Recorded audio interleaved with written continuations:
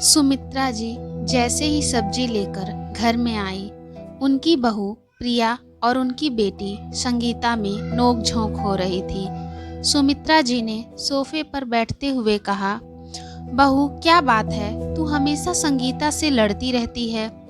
हाँ माँ जी, आप भी मुझे सुना लो, दीदी की गलती तो आपको कभी दिखेगी नहीं। तभी दूसरे कमरे से संगीता रोती हुई आई और अपनी माँ के पास सोफे पर बैठ गई। माँ, अगर मेरे ससुराल में झगड़ा नहीं हुआ होता तो मैं कभी यहाँ मुंह दिखाने नहीं आती। पापा के जाने के बाद ही मुझे समझ जाना चाहिए था कि मायके में मेरी भाभी का राज हो गया है। लेकिन बात क्या हुई, कोई बताएगा मुझे? माँ जी, आप दीदी से पूछो, मैंने इनको सिर्फ इतना कहा था कि नहाने के बाद कपड़े धोकर डाल दिया करो, सारे ऐसे ही पड़े रहते हैं। हाँ मम्मी, भाभी आपके, भैया के, अपने और चिंटू के कपड़े तो धो सकती हैं, लेकिन जब मेरे कपड़े धोने की बारी आती है तो कहती हैं खुद धो लो। बात तो गलत दिशा में मत ले जाओ दीदी।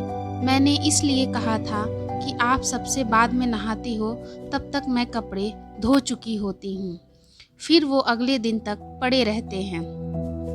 तो अब क्या मेरी बेटी तेरे हिसाब से नहाएगी? 2 कपड़े बाद में धुल जाएंगे तो क्या तेरे हाथ टूट जाएंगे? वाह माँ जी, आप भी गलत का साथ दे रही हैं। एक तो ये शाम के समय नहाती हैं, क्या ये सुबह नहीं नहा सकती? हाँ, अब तो तुम्हारी गुलामी करनी ही पड़ेगी। मेरे पापा थे तब तो किसी ने नहीं टोका, मेरी जब मर्जी होती थी नहाती थी। गलत आदतों को बदल लेना चाहिए। मैं तो आपके भले के लिए कह रही हूँ। आप दोपहर को सोकर उठती हो, फिर नहाने जाती हो। कल को ससुराल में क्या करोगी?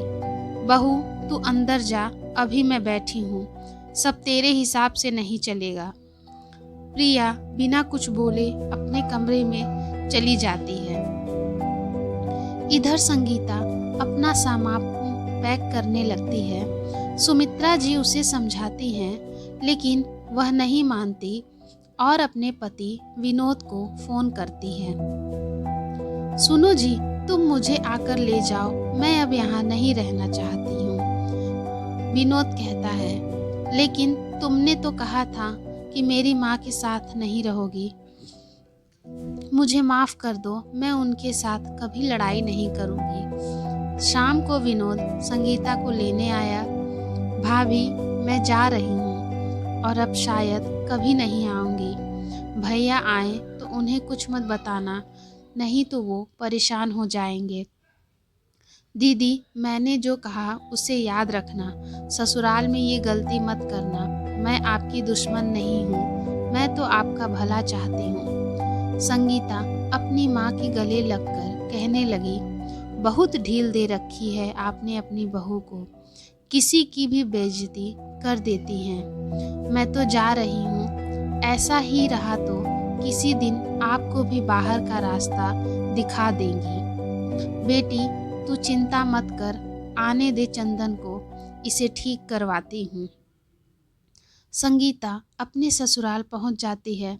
वहाँ कुछ दिन सब ठीक चल रहा था, लेकिन जो आराम संगीता को मायके में मिल रहा था वह यहाँ नहीं था। सुबह जल्दी उठकर नहा धोकर सबके लिए नाश्ता और खाना बनाना पड़ता था।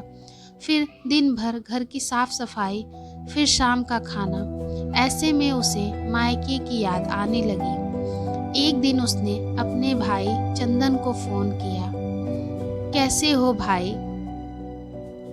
बहन, मैं तेरे से बहुत गुस्सा हूँ। तूने मेरे आने का इंतज़ार भी नहीं किया और अचानक ससुराल चली गई। भाई, क्या करती मैं? भाभी नहीं चाहती थी मैं वहाँ रहूँ। यहाँ सारे जुल्म सहने पड़ रहे हैं, फिर भी मैं अब कभी वहाँ नहीं आऊँगी।